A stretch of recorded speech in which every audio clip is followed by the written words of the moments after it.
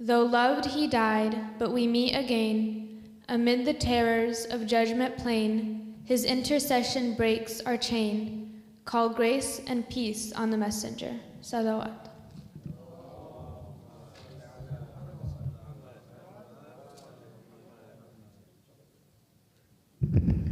Thank you, Masma, for that very moving recitation.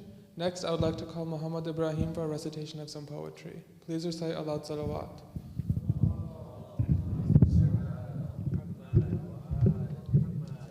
Salawat.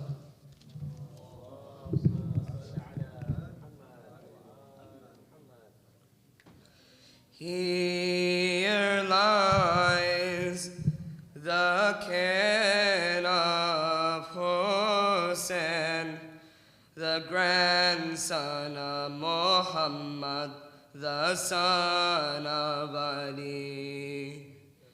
Then why has his corpse been pierced with these arrows, been poisoned away, and left lonely?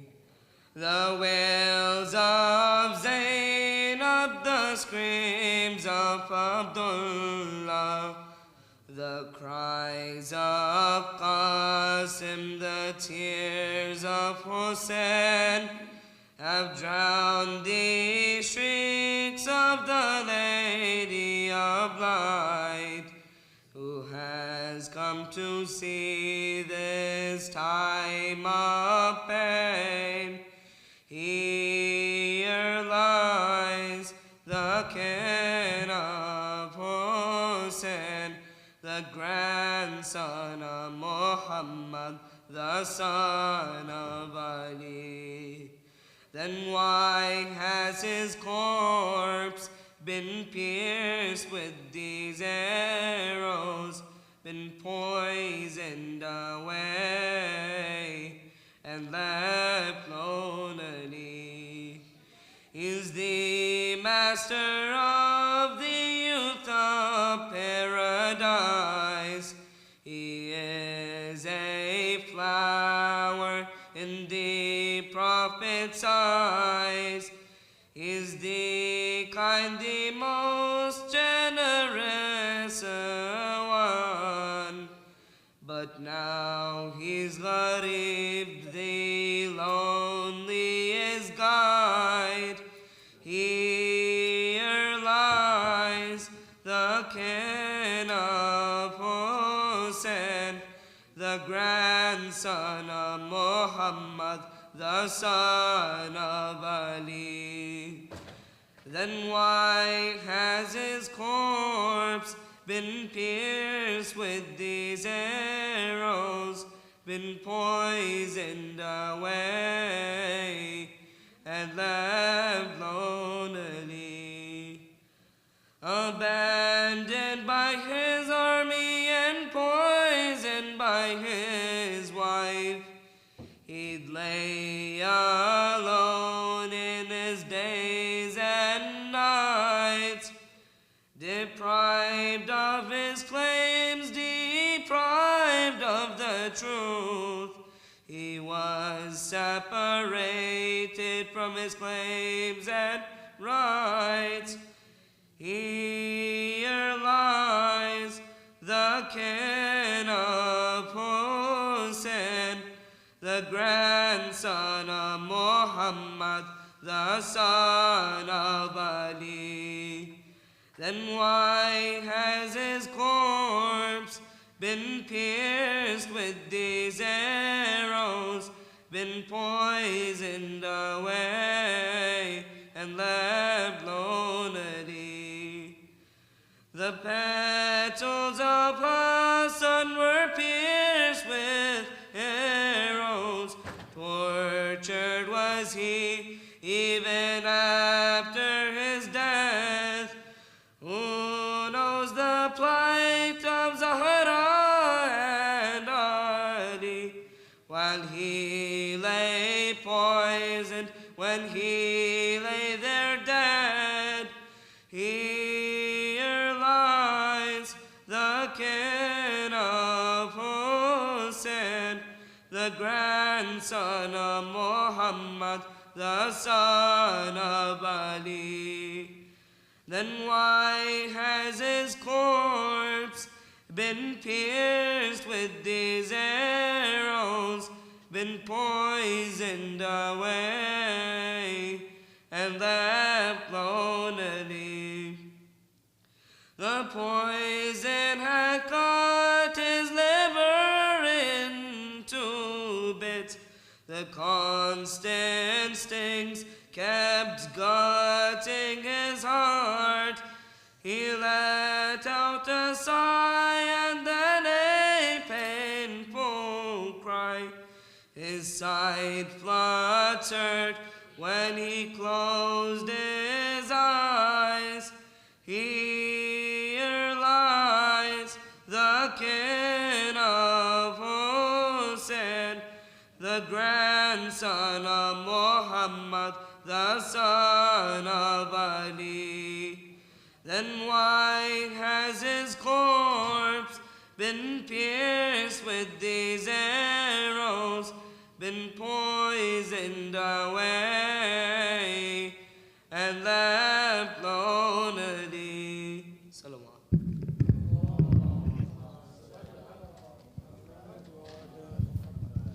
Thank you, Muhammad Ibrahim, for that very beautiful recitation.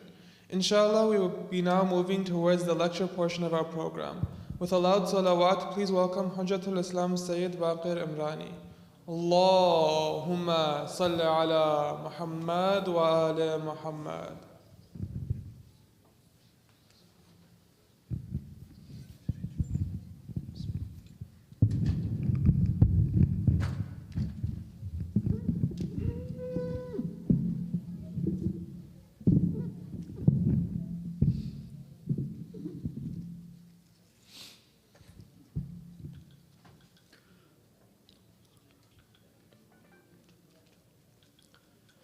أعوذ بالله من الشيطان الرجيم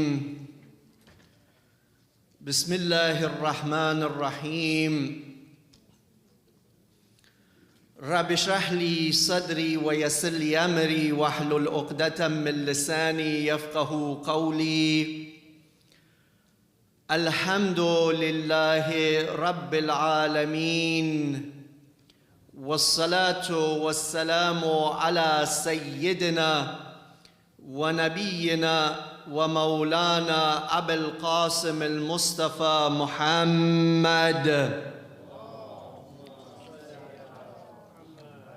وعلى آله الطيبين الطاهرين المعصومين لا سيما بقية الله في الأراضين روحي وأرواح العالمين له الفداء. First and foremost, my condolences to you brothers and sisters in Iman and to all of the believers throughout the world, especially to the master of our time, Imam al-Hujjah Ajjalallahu Ta'ala Farajahu Sharif, on these nights of the passing and martyrdom of the Holy Prophet of Islam, Imam al-Mujtaba and Imam al-Rida alayhimus salam.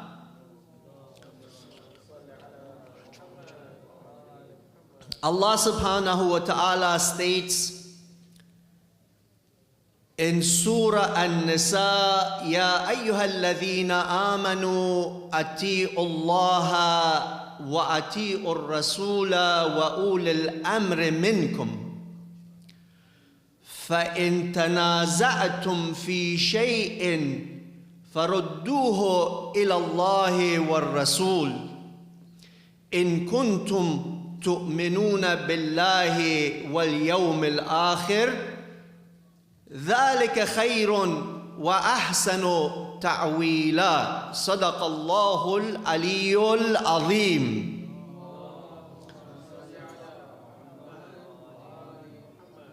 Prior to going into our discussion in relation to this ayah,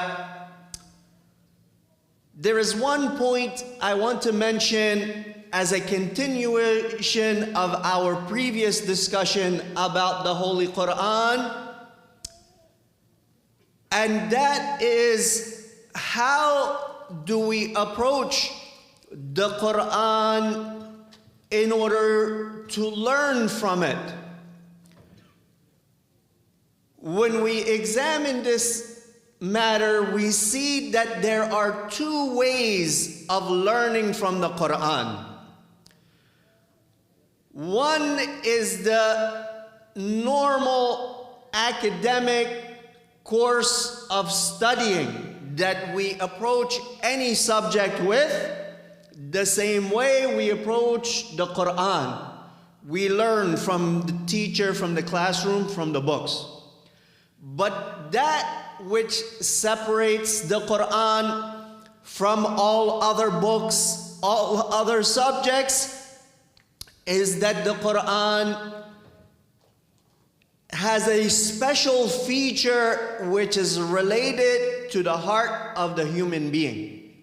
You see, when we say that the Quran speaks in the language of people, human beings, yes, true that Arabic is a language of the human beings and it speaks in Arabic. That aside, what it means deeper than that is that the Quran speaks in the language of the human heart, the human fitrah and special creation. It talks to our very souls and essence. That is why when we start to study the Quran, we see that it has such a powerful attraction and a pull. So how do we learn the Quran and increase our understanding of it in this manner? Allah says in the Quran, in the very beginning of Surah Al-Baqarah, ذَلِكَ الْكِتَابُ لَا رَيْبَ فِيهِ هُدًى لِلْمُتَّقِينَ. Verily, that is the book in which there is no doubt. It is a huda and guidance for muttaqeen, those who have taqwa. So one of the ways of learning the Holy Quran is through study. The other way of understanding and learning the Quran is through taqwa, through piety, as we say, through the God consciousness. The meaning of taqwa is to perform our wajibat and refrain from the muharramat, strive to do the mustahabbat, strive to stay away from that which is makruh, to purify ourselves through these matters and other matters prescribed in Islam. When we have that taqwa, the Quran becomes a guidance for us. We start to understand and fathom and learn the Quran through that manner. That is why you see many times, you may have had this personal experience yourself, is that you're reciting the Quran and something comes to your mind about the Quran and what it's talking about. When we have taqwa, Allah opens our hearts for the understanding of the Holy Quran. This is what separates it from other books. There's two methods of studying the Quran: the academic path and the path through sincerity, purity, and taqwa. So you might ask, if the Quran is a guidance for those who have taqwa, then what about the rest of the people? How are they to get guidance from the Quran? You see, Allah has created every single human being, regardless of whether they are a Muslim or a mu'min or not. Whichever household that they are born into, Allah has created them with a special creation which we call fitrah. Fitrat Allah allati fatara an-nasa alayha. This special creation of Allah means that Allah has created every single insan with taqwa. We read in the Quran, فَأَلْهَمَهَا فُجُورَهَا وَتَقْوَاهَا. Allah has placed this taqwa in the hearts of everyone. But it is a special type of taqwa. Everyone possesses. If everyone keeps that taqwa and does not destroy it through sin, crime, disobedience of Allah subhanahu wa ta'ala, they can receive guidance from the Quran, whether they are Muslim or they are not. But any person who destroys that inner God-given taqwa that is a part of our creation, whether they're Muslim or they're not, will not benefit from the Quran. That is in relation to the Quran. We stated that the Holy Prophet of Islam has two major features in his message and his mission. Number one was the Quran. Number two is his Sunnah. There are numerous verses in the Quran that turn our attention to the Sunnah of the Holy Prophet of Islam. The first one is that ayah that I recited in the beginning of our discussion. Ya ayyuhalladhina amanu ati'u Allah wa ati'u rasula wa ulil amri minkum. O you who have iman, O you who believe, obey Allah, obey the messenger and the possessors of authority from amongst yourselves.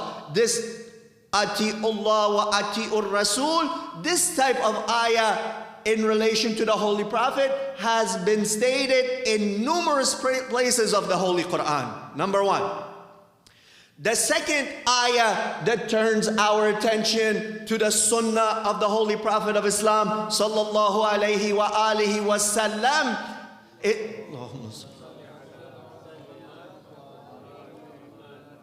you know, there are certain things in life, and wherever I go, I make sure to make the statement. There are certain things in life that we shouldn't be 1 foot in, 1 foot out. If we decide we want to do it, then we should be completely 100% dedicated to that action.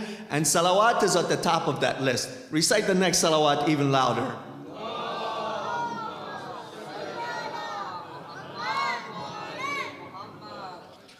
So, in Surah Al-Hashr, the 59th chapter of the Quran, Allah subhanahu wa ta'ala says, Ma ataakumur rasulu fakhudhu wa ma nahakum anhu fantahu. This is a general principle that the Quran teaches us in relation to the Holy Prophet of Islam. That whatever the Holy Prophet gives you, take it. Whatever he forbids you and advises you against, refrain from it.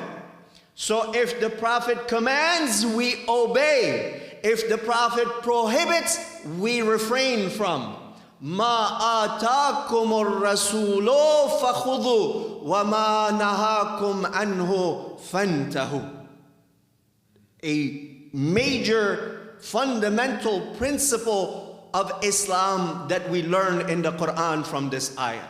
So this turns our attention to the important role of the Sunnah of the Holy Prophet of Islam as well. Then we have, for example, in Surah An-Najm, Ma dhalla sahibukum wa ma ghawa. Your companion, Allah is saying to the Muslims, meaning the Holy Prophet, he does not go astray, does not make any error. وَمَا يَنْتِقُ عَنِ الْهَوَى. He does not speak from himself. إِنْ هُوَ illa wahyun yuha. Whatever he says, the nutq, the speech of the Holy Prophet of Islam sallallahu alayhi wa alihi wasallam is wahi and revelation. What does that mean? We have several types of revelation and wahi. One, wahi from Allah, it's the word of Allah. Directly or through the angel of revelation, it came to the Holy Prophet, and that wahi is intended to be a part of the Holy Quran. Then we have another wahi and speech from Allah subhanahu wa ta'ala. It is the words of Allah, but it is not intended to be the part of the Holy Quran. This is what we call Hadithul Qudsi, the speech of the Holy Pure One, Allah. Al-Qudsi, Hadithul Qudsi, Al-Quddus is Allah subhanahu wa ta'ala. Then we have a third type of revelation that this ayah from Surah An-Najm is turning our attention to. وَمَا يَنْتِقُ عَنِ الْهَوَىٰ إِنْ هُوَ إِلَّا وَحْيٌ يُوحَىٰ. The Holy Prophet, what he speaks is wahi and revelation as well. So we see that the words of Allah in the Quran is revelation. The words of Allah in Hadith Qudsi is revelation. The words of Allah through His Messenger, meaning the Hadith and the words of the Holy Prophet, is revelation. All three of these matters.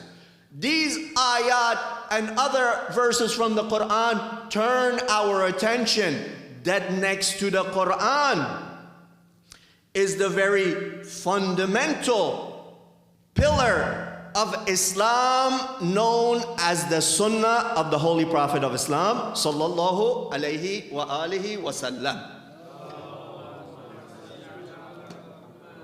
So in relation to that first ayah, let us mention a few points in its tafsir and then move on to our main discussion, the Sunnah. It says, Ya ayyuhalladhina amanu ati'u Allah, obey Allah, wa ati'u Rasul, and obey the messenger, and the possessors of authority from amongst you. So we see with this repetition of the word ati'u, it's a command from Allah, fi'lul amr, you must obey Allah. Then it says you must obey the messenger and ulul amr. Why is it repeated twice, Ati'ullah, then Ati'ur Rasul? One of the reasons perhaps is to show us that the ita'ah of Allah is bidhat. Allah is such that we must naturally obey Him. He is our creator and He is our possessor and owner. Therefore, His obedience is in and of itself. But the obedience of the Messenger of Islam is bil ghayr, not in of himself, but through the command and the permission of Allah subhanahu wa ta'ala.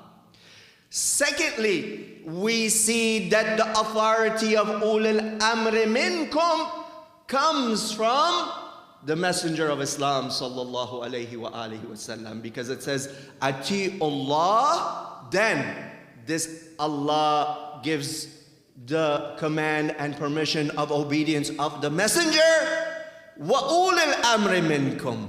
Therefore, whoever the Messenger tells you to obey is also obligatory upon you that you must obey.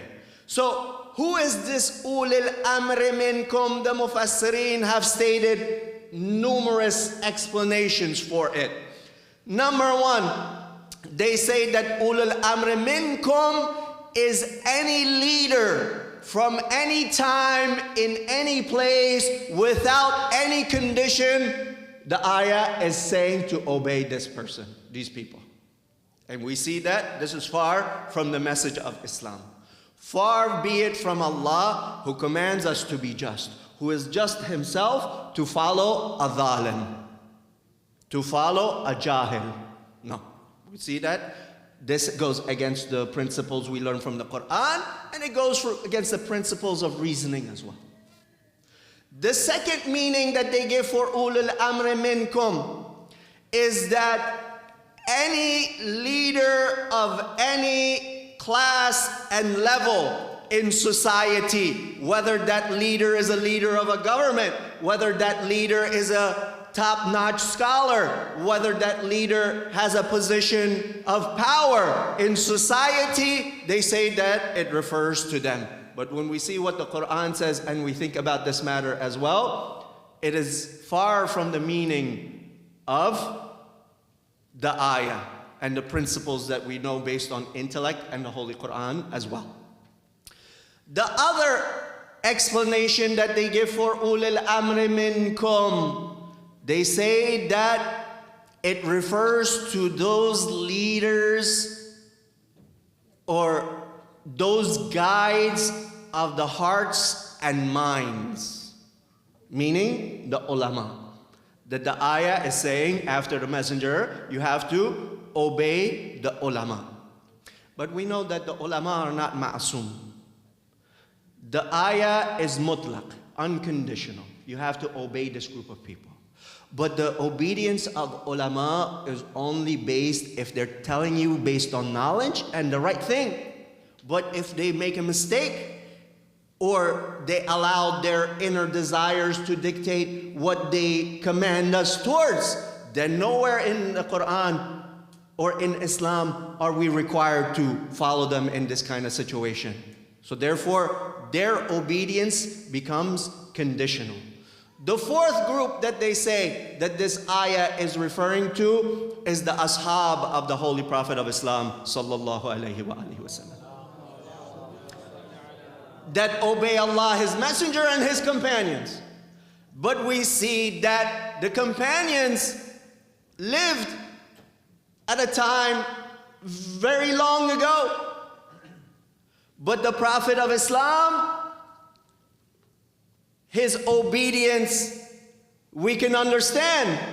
But the companions, they are not all as knowledgeable as the Prophet, as pure and infallible like the Prophet.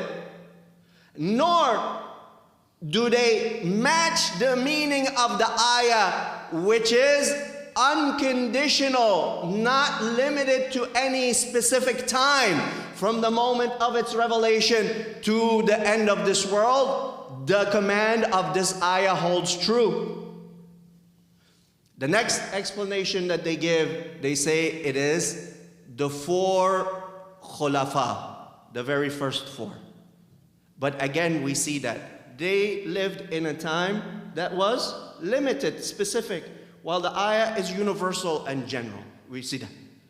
Then the people of the followers of Ahlul Bayt, the Shia, they have stated based on riwayat that you can find amazingly in the books of the Shias and the Sunnis as well, that ulul amri minkum are the 12 imams of Ahlul Bayt. It is only they who can be the reality of this matter, because they are the ones who inherit and possess the knowledge of the Prophet.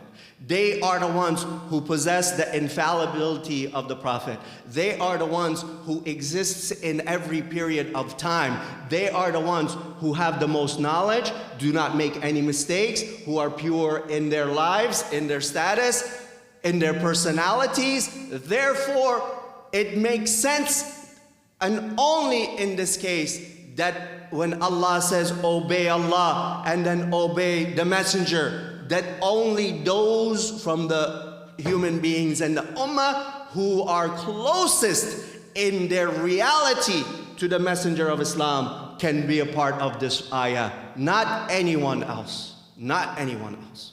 So, Ya ayyuhalladhina amanu ati'u Allah wa ati'u ar-rasul wa ulil amri minkum. So we see that this ita'ah of Rasulullah, we call it the Sunnah. What is the Sunnah?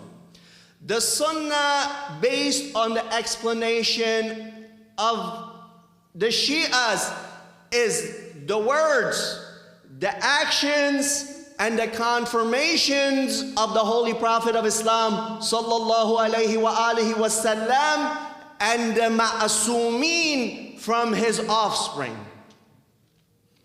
But according to Ahlul Sunnah, they agree that it is the qawl, the amal, and the taqreer of the Holy Prophet alone. They don't accept the Sunnah of the Ma'asumeen from Ahlul Bayt alayhim salam. So when we say that the pillar of Islam is the Quran and the Sunnah, we mean the Sunnah of the Holy Prophet of Islam and the 12 Imams from his offspring and his Ahlul Bayt who follow him. So now we come to certain questions about the Sunnah. We will mention maybe 5 of them very briefly on the condition that you recite aloud salawat.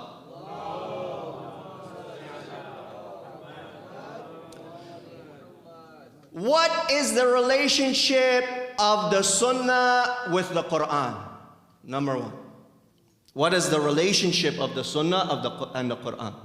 We see that these two are the foundation of our deen, the foundation of our guidance, the secret to our success and well-being in this world, and more importantly, in the next world. So, what is the relationship between the two? You see, the Sunnah has 3 roles in relation to the Quran. Number 1 is that it emphasizes the Quran. The Quran says, Aqimus Salah, perform your Salah. The Sunnah of the Prophet and Ahlul Bayt command us towards Salah, and Sawm, and Hajj, and Sadaqah, and Khums, and Zakat, and respect to our parents. All of these matters of Islam. Teaches us about Tawheed. It says, Qul huwallahu ahad. The Sunnah comes and emphasizes these matters. La ilaha illallah. So, it emphasizes the Quran. The second role in relation to the Quran is that the Sunnah, it explains, does the sharh and tabyin of the Quran. What does that mean? For example, we said that the Quran says, وَأَقِيمُوا الصَّلَاةِ, establish the prayer. The Sunnah comes and explains to us which prayer. There's 5 daily prayers. There's Salatul Ayat, there's Salatul Jum'ah, there's Salatul Mayyit. The Sunnah comes and gives us the details. What does it mean to establish the Salah? And how do you establish the Salah? Fajr Salah has 2 rak'at. Dhuhr and Asr have 4 each. Maghrib has 3.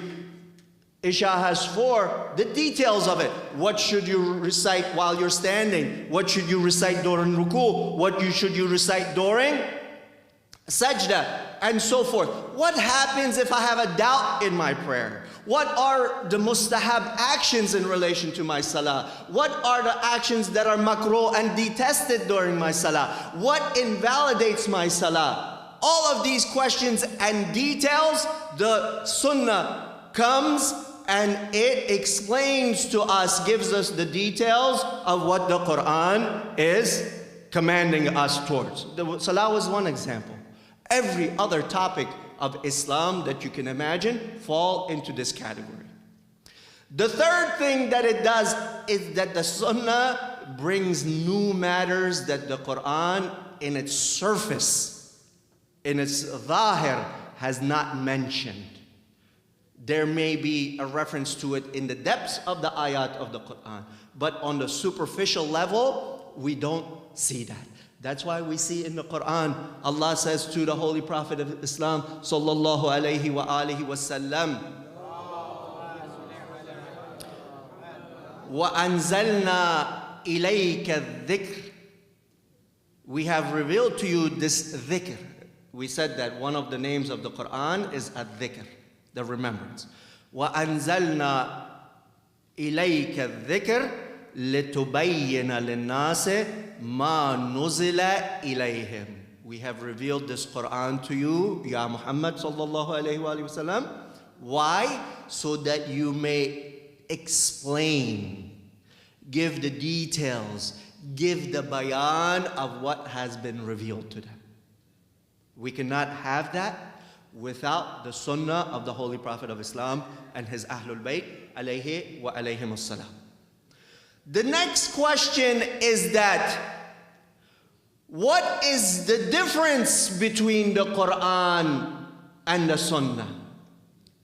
There are 4 differences that we can mention between these two. Number 1 is that the Quran is revelation that is accompanied with a challenge, tahaddi, with a challenge that we referred to last night. It comes and it says, challenge me. Come and bring something like me, because my purpose is to, in addition to being a book of guidance and all of the benefits that it has, is a proof for the messenger of this prophet, from the messengership of this prophet. It is a proof for his risala. If you reject him, this is his proof.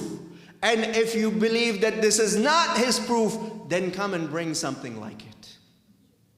And we mentioned that the Quran challenges people, and has 6 verses of the Quran challenge people to bring the like of the Quran.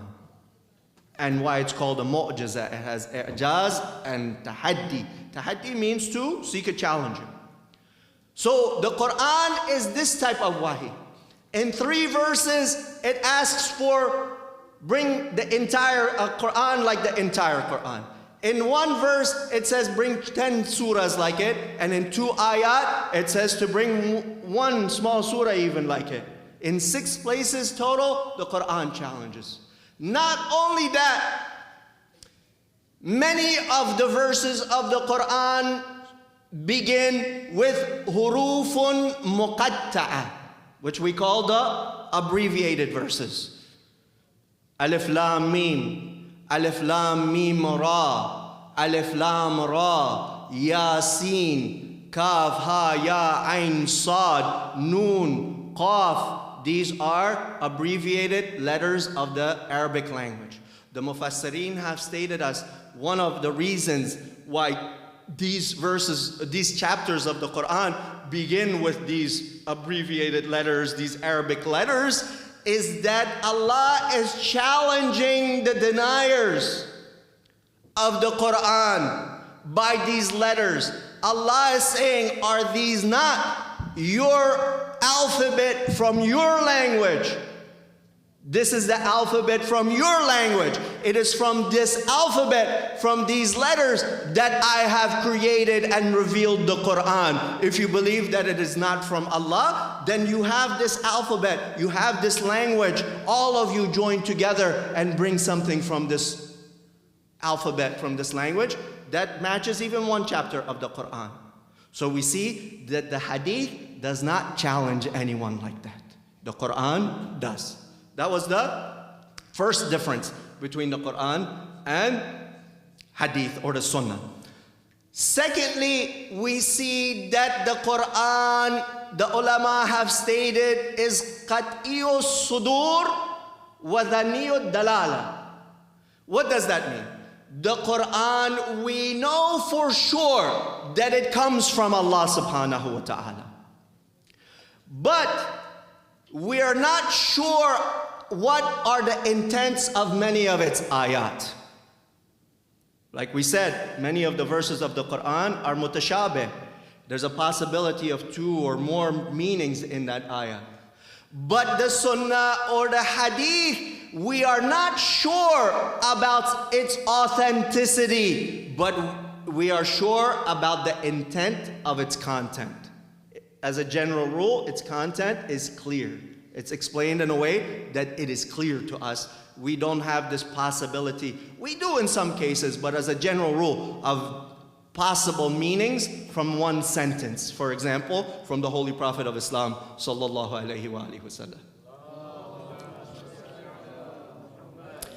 The next difference is related to the second point, is that the Quran is 100% protected. No one can take away one letter of the Quran, one word of the Quran. No one can add a word or a letter to the Quran. The Quran is protected. Inna nahnu nazzalna dhikr wa inna alayhi lahafidhun. We have revealed this Quran and we are its protectors. Falsehood cannot approach it from the front, from the back, from the side, from any direction. But the hadith, there is a very big possibility, and it is a very big reality that it can be fabricated, it can be altered and changed. This is one of the challenges that we face as Muslims. Even during the time of the Holy Prophet, the Prophet used to find out that people were fabricating hadith in his name and relating things that were untrue about him. From the very start of the mission of the Prophet till now, this reality has existed, this challenge that the hadith can be fabricated. The next difference of the Quran and the hadith is that the hadith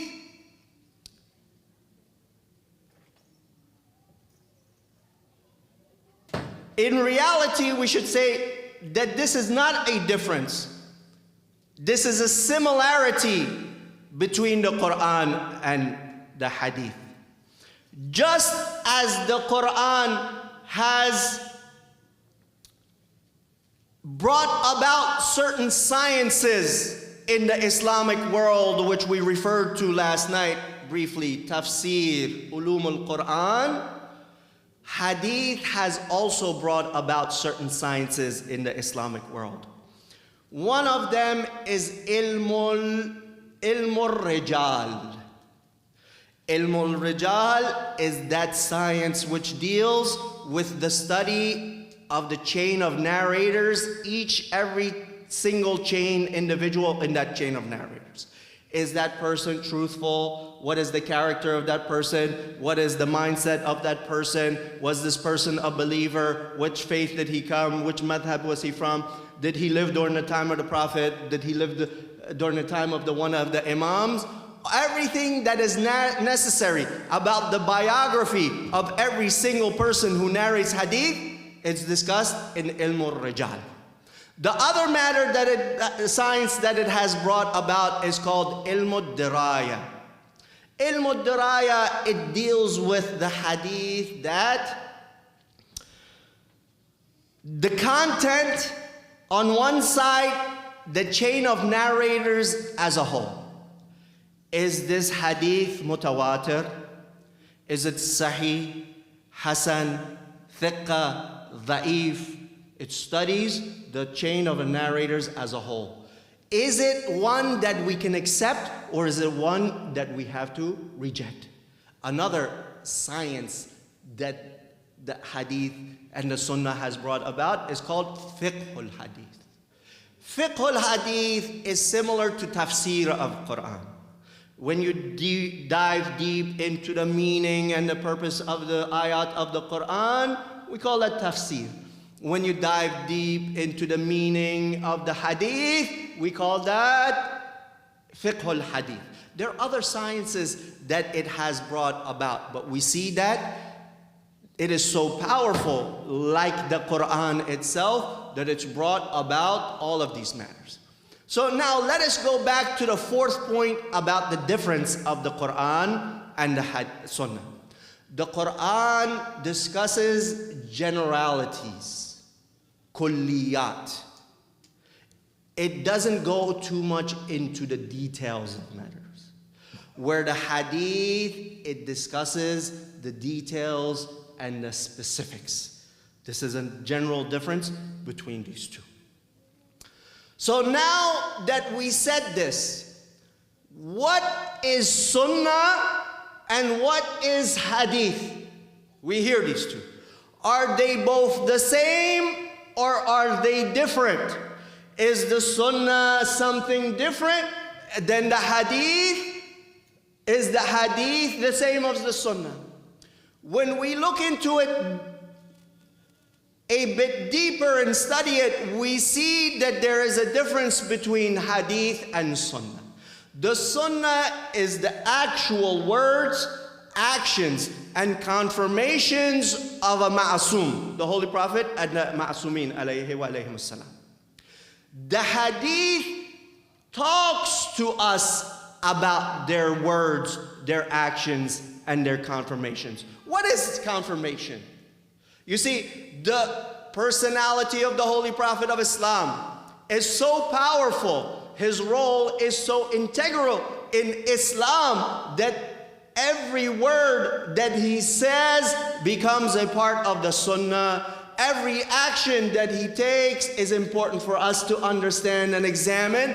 And whatever he confirms is also necessary for us to take. What does that mean? It means that someone did a certain action in front of the Holy Prophet, and the Prophet did not stop him from doing that, meaning that he confirmed this act. Or someone did a certain action before Imam Sadiq alayhi salam. Or he made a certain statement, and the Imam did not stop him and oppose him. We see that these become a part of the sunnah. So, this is the sunnah. Hadith is what talks about what happened, what he said, what he did, what he confirmed. There's a difference there. You see that? One is the actual thing taking place. One is talking about it. For example, our discussion here tonight is the sunnah. We're sitting amongst each other, we're talking about certain matters, but when you go home and you talk about that matter with your parents or your families or your friends, what happened in this gathering, that's hadith. You see the difference? This is the actual thing taking place. Hadith is what gives us news about what happened. So, at times, they're used interchangeably as well. So we said this hadith, and it has other names. Riwaya, khabar, other names. Hadith is the most famous one we talk about when we talk about the sunnah. This hadith is of two types. One is mutawatir, meaning that in every level of its narration, so many people narrated it that there is no chance of it being made up. There's no chance of it that a group of people came up and they made up something and attributed it to the Prophet, for example, and then they passed it on to us. So many people have narrated it that there's no chance. This mutawatir is of two types, hadith mutawatir. One type, they call it lafzi, literal, meaning that the words from all of the people who have narrated, for example, hadith Ghadir Khum is mutawatir. It's been narrated by over 100 companions of the Holy Prophet of Islam, and its wordings are all the same. Literally, word for word. Inni tarikun fikum thaqalain. Man kuntu mawla fahada aliyun mawla. It's narrated word for word. This is called mutawatir lafzi. Or innamal a'malu bin niyat. Everybody has narrated this hadith from the Prophet. So many people that it's mutawatir, and the words of everyone is the same. The other type of hadith mutawatir is ma'nawi. The words do not match 100%, but the content, the meaning is the same and it matches. There are, for example, the meaning that comes from following or reciting Surah Hamd in the first and second rakat of the prayer, Surah Al-Fatih. The riwayat that deal with this reality, they are varying. Their wording is different, but from the content, it is one thing. Then again, this hadith mutawatir is divided into another category. It's called tafsili and ijmali. What's the difference? Hadith tafsili and ijmali. Hadith tafsili, mutawatir tafsili is what we already explained. Ijmali is that the subjects of all of these hadith are varying. They're different subjects, but they have a common denominator. That common denominator has been narrated in so many hadith by so many different sources and narrators that common denominator becomes mutawatir. That hadith becomes mutawatir. Like what? Like ziyarat Ashura. There are so many hadith that their subject and content are varying, but one thing that they all have in common is the ziyarat of Ashura. When we put all of these hadith together, it becomes tawatur ijmali. Therefore, we don't have any doubt in the authenticity of ziyarat Ashura. Of course, there's varying in its wording. Some hadith say something different, others say a little different, but the actual reality of ziyarat to Ashura is mutawatir. What does that mean, that hadith is mutawatir? Hadith that is mutawatir is equal to an ayah of the Quran in its role and its authenticity. Meaning the same thing that the ayah of the Quran commands you to, the hadith that we know 100%, it is from Ma'asum, from the Holy Prophet of Islam, it is equal to ayah of the Quran.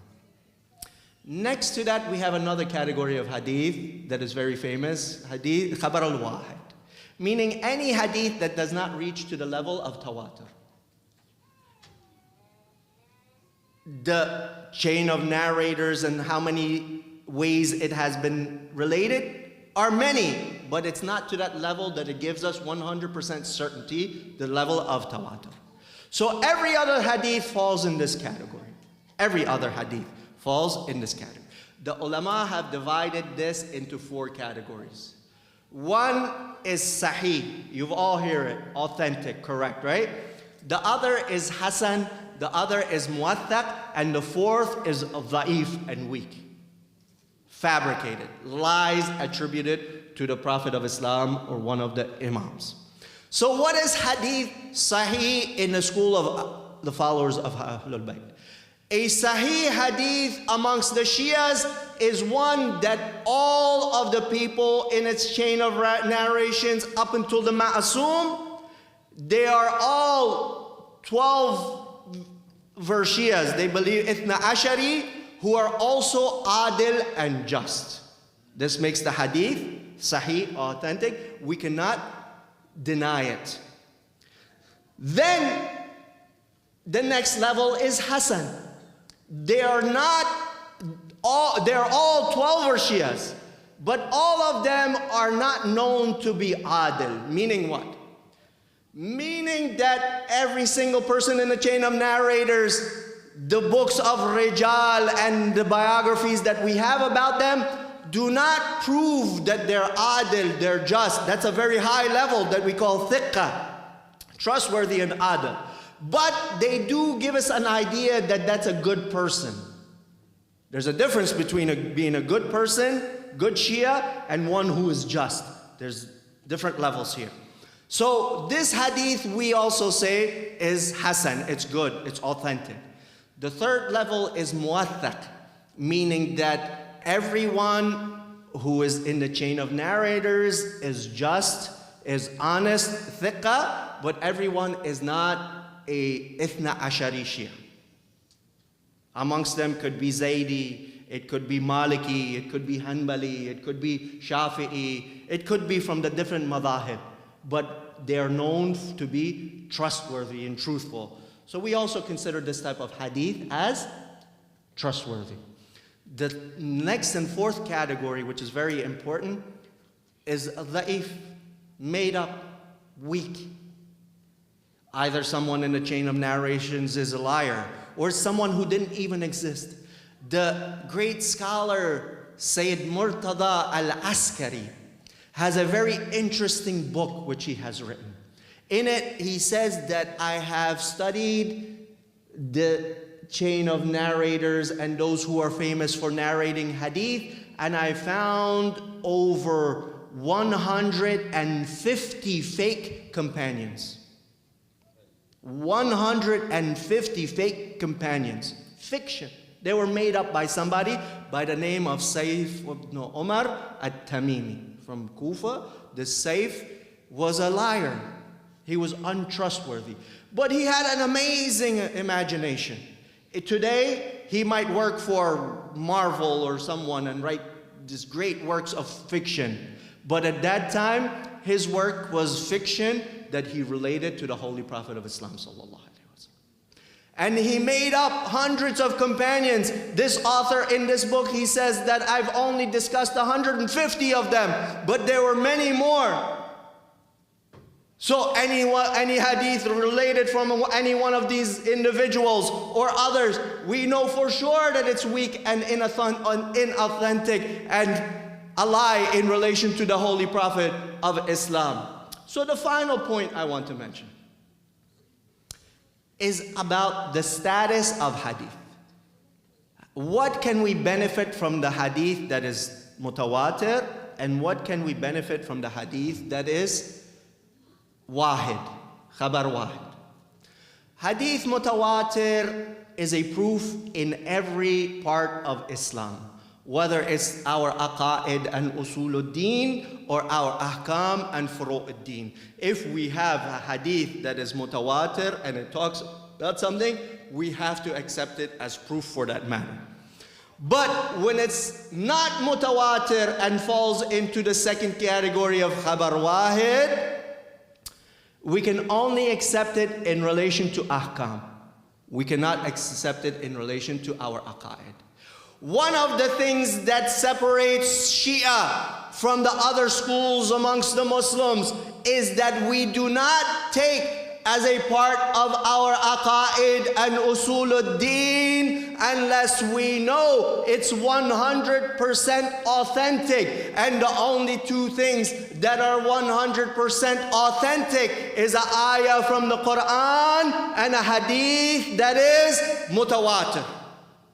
If that is the case, we don't accept it based as a part of our beliefs, we reject it. While other groups of Muslims, you can have a hadith that has been narrated by one chain of narrators or maybe two or even maybe three, and they will accept it as a part of their aqaid. But we don't. We reject it. Our aqaid, its foundation must be 100% authentic. That is why you see in the books of Islamic laws, when it talks about the very first matter of taqleed, it tells us, what does it say? That in relation to the laws and the rules of Allah, a person cannot be outside of three conditions. Either he or she is a mujtahid and they can derive the laws of Allah from their sources on their own, and therefore they have to follow their own rulings. Or that person practices ihtiyat and precaution. What does that mean? This person takes all of the rulings about every subject about the laws of Islam from the different mujtahideen, the different marajih. For example, one marja says in the third and the fourth rak'ah of prayer, you have to do tasbihatul arba'a, subhanallahi walhamdulillahi wa la ilaha illallah wallahu akbar 3 times. The other marja says 1 time. Ihtiyat means that you got to take the harder one, and for you it's wajib that you have to recite it 3 times. And the third is that you do taqleed of a mujtahid who is a'lam and has certain conditions, meets certain conditions. We do the taqleed. We follow, we take our rulings and laws from that expert. But it says in the case of usuluddin and aqaid, taqleed is forbidden. It's unacceptable. You must accept the oneness of Allah, the justice of Allah, prophethood, leadership and imamah, resurrection, all of these matters that deal with i'tiqadat based on understanding. And even when the angels in the grave on the first night of the qabr, Nakir wa Munkar, they used to ask us questions, do they not? What do we read in Talqeen? Man Rabbuk, Man Nabiyuk, Who is your Lord?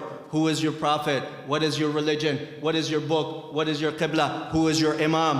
All of these questions that they asked in relation to our aqa'id. We can't repeat what we have heard and copied. We have to give them a reasoning why we believe in Allah as our Lord. Why we believe in Imam Zaman alayhi salam as our imam, the Kaaba as our qibla, the Quran as our book, and so forth. Requires reasoning. And where do we get that from?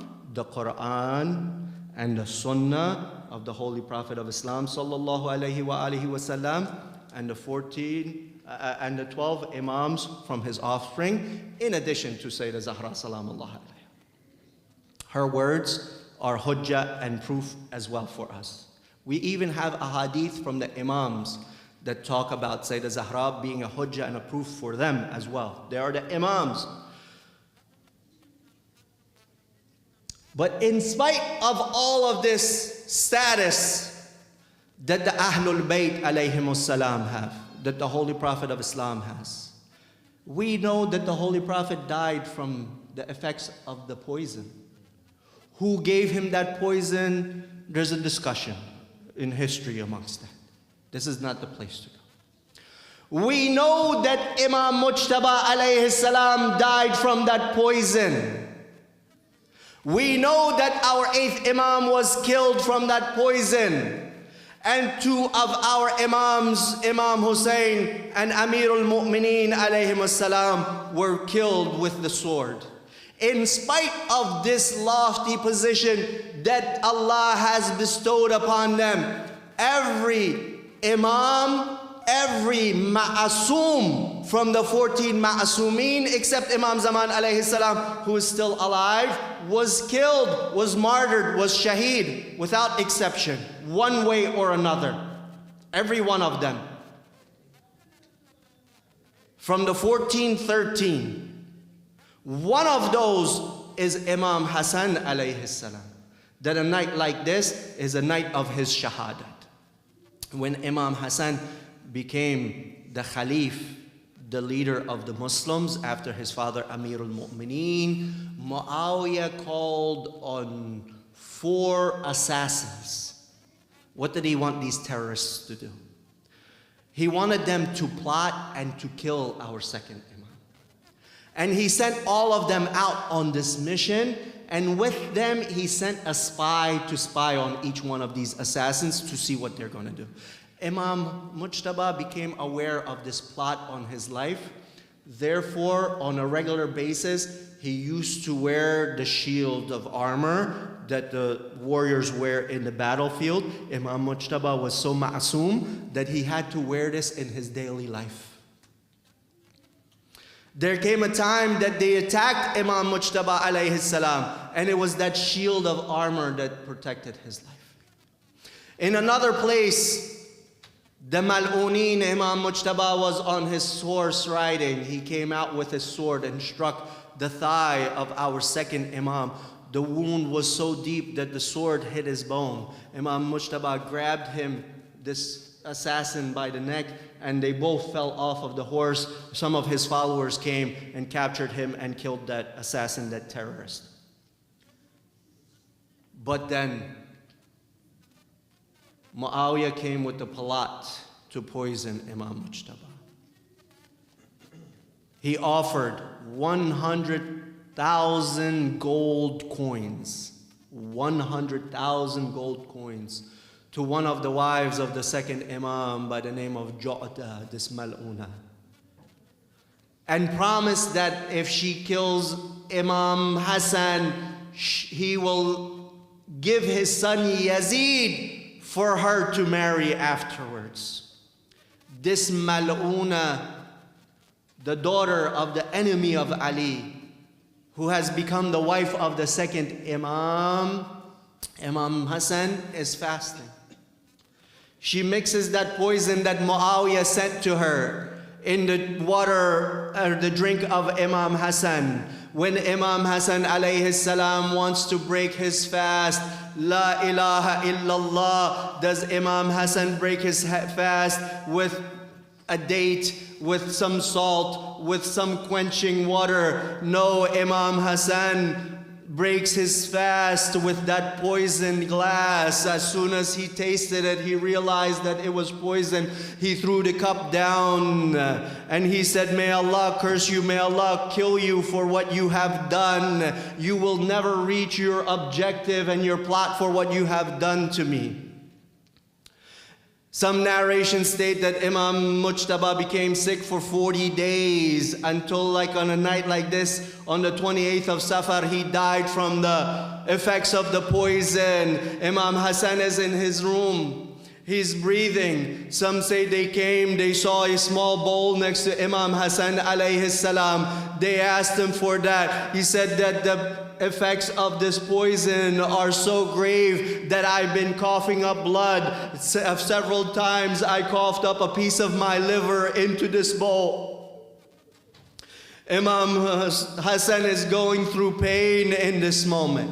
Some narrations say that Imam Hussein came into the room of Imam Mujtaba alayhi salam. He saw his brother in this situation. He called out and he cried. He said, they have taken my brother away from me.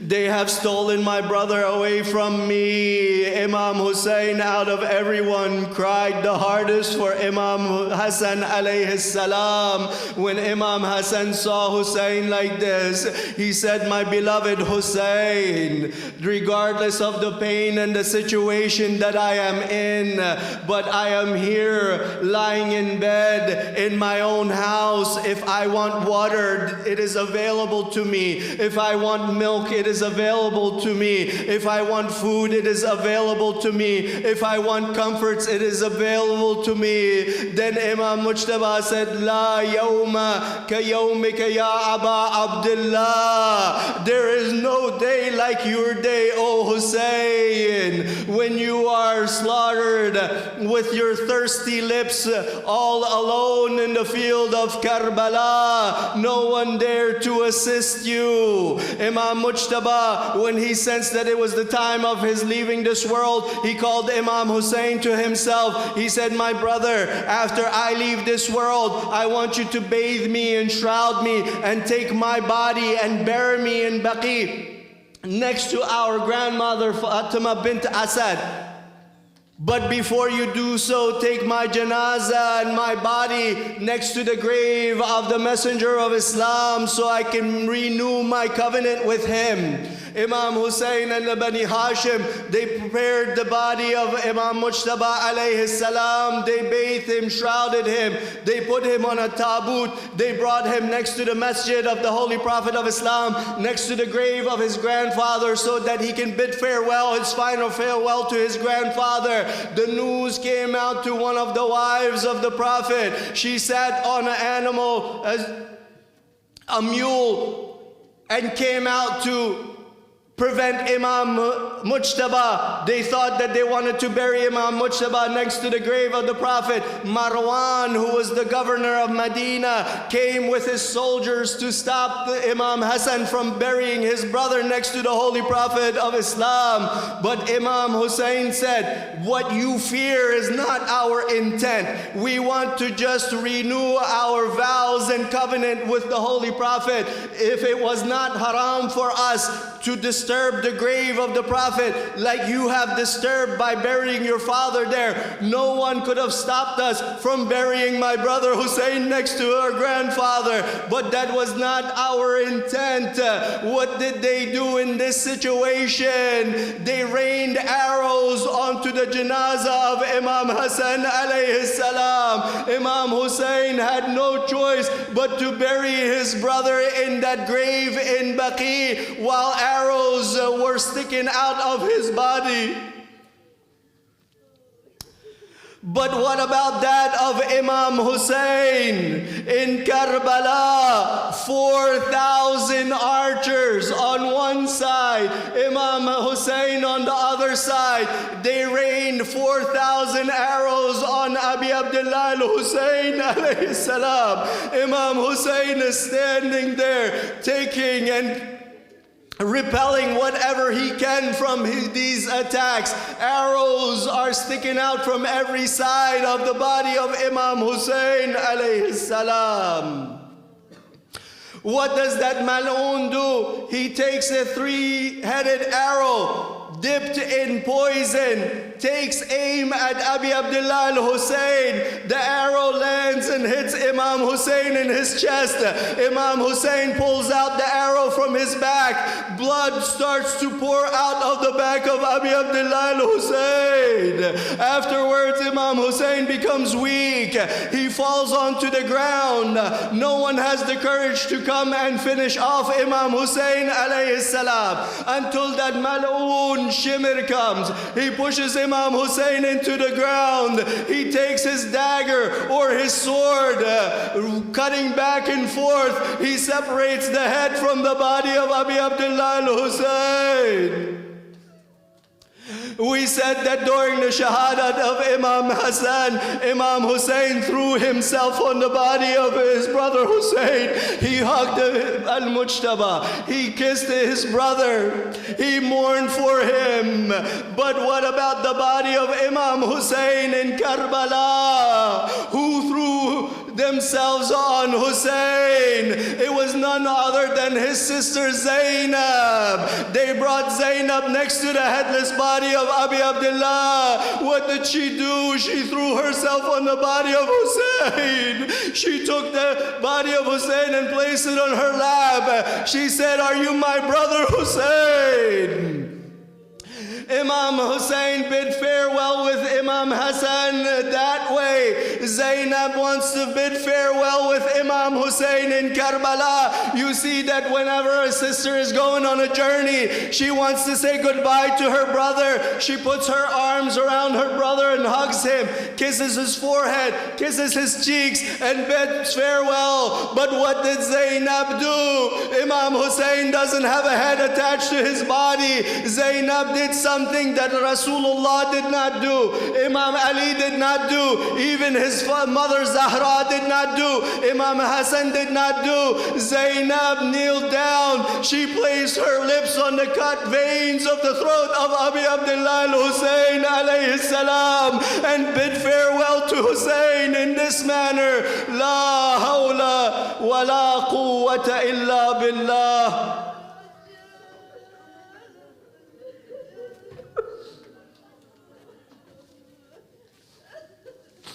Al-Ali al-Azim, inna lillahi wa inna ilayhi raji'un. These are the nights of dua. These are the nights that dua is mustajab. Whatever hajat you have, those of our brothers and sisters in Islam who are sick, who asked us to pray on their behalfs, for the mercy to be shed on our marhumin, for the hastening of the return of Imam Zaman, for the safety and security of our iman, especially the iman of our children, for the forgiveness of our sins, for the fulfillment of whatever hajat that you have. Let us recite this blessed ayah, Imam Mujtaba alayhi salam. That torn liver of Imam Mujtaba is our wasila before Allah subhanahu wa ta'ala. Let us recite this blessed ayah from the depths of our hearts. Bismillahir Rahmanir Rahim. Amma yujibu al-mudharra idha da'ahu wa yakshifu as-su'. أما يجيب المضطر إذا دعاه ويكشف السوء أما يجيب المضطر إذا دعاه ويكشف السوء أما يجيب المضطر إذا دعاه ويكشف السوء أما يجيب المضطر إذا دعاه ويكشف السوء. Oh Allah, our most important dua is that you hasten the return of Imam Zaman alayhi salam. Allahumma ajjil liwaliyika al-faraj. Ya Hussein.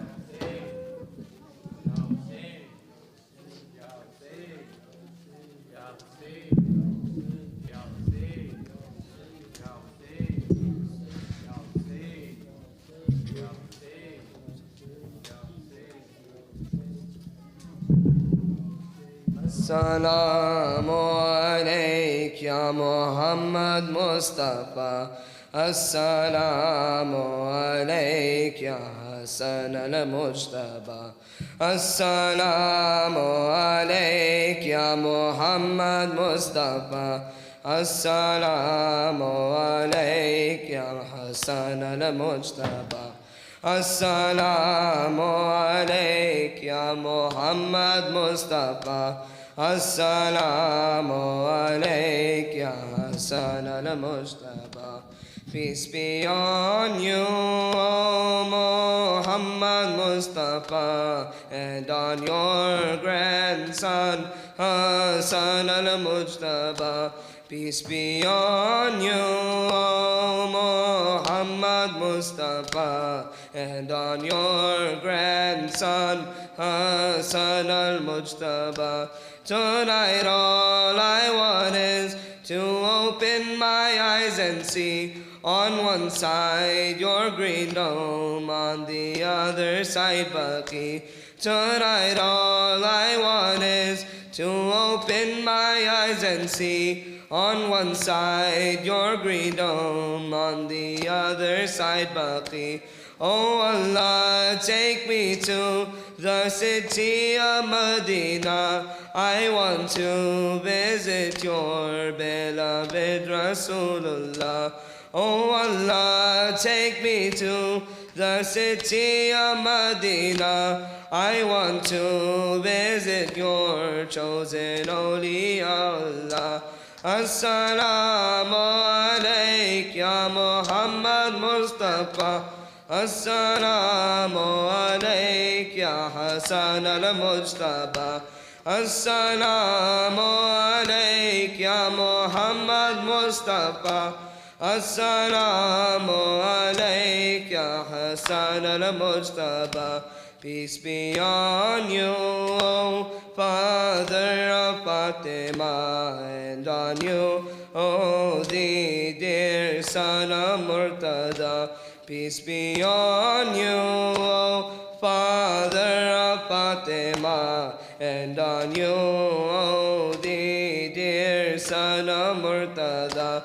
My heart bleeds every time that I think of your story. You wanted to be next to your grandfather Nabi. My heart bleeds every time that I think of your story. You wanted to be next to your grandfather Nabi. But they didn't let you, instead they showered with arrows. Don't they know that they've only increased their own sorrows? But they didn't let you, instead they showered with arrows. Don't they know that they've only increased their own sorrows? As-salamu alayk ya Muhammad Mustafa. As-salamu alayk Hasan al-Mujtaba. But it don't matter, 'cause Hassan forever he shall be with the Prophet in heaven, where true servants shall meet. But it don't matter, 'cause Hassan forever he shall be with the Prophet in heaven, though I wonder where they'll be. As-salamu alayk ya Muhammad Mustafa. As-salamu alayk ya Hasan al-Mujtaba. As-salamu alayk ya Muhammad Mustafa. As-salamu alayk ya Hasan al-Mujtaba.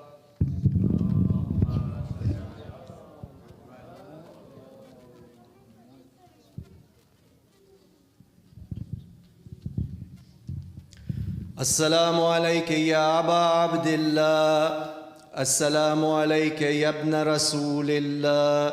السلام عليك يا ابن أمير المؤمنين وابن سيد الوصيين. السلام عليك يا ابن فاطمة الزهراء سيدة نساء العالمين. السلام على الحسين.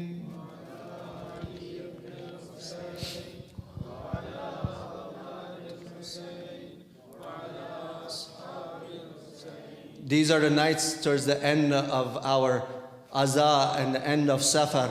We're bidding farewell to Imam Hussein and the Shuhada. One more time. السلام على الحسين وعلى علي بن الحسين وعلى أولاد الحسين وعلى أصحاب الحسين. السلام عليك يا غريب الغرباء، السلام عليك يا معين الضعفاء والفقراء، السلام عليك يا شمس الشموس وأنيس النفوس، أيها المدفون بأرض توس أبا الحسن علي بن موسى الرضا. السلام عليك يا صاحب العصر والزمان، السلام عليك يا خليفة الرحمن، السلام عليك يا شريك القرآن، السلام عليك يا إمامنا وإمام الإنس والجان. عجل الله تعالى فرجك وسهل الله تعالى مخرجك، واجعلنا من أعوانك وأنصارك ورحمة الله وبركاته. صل على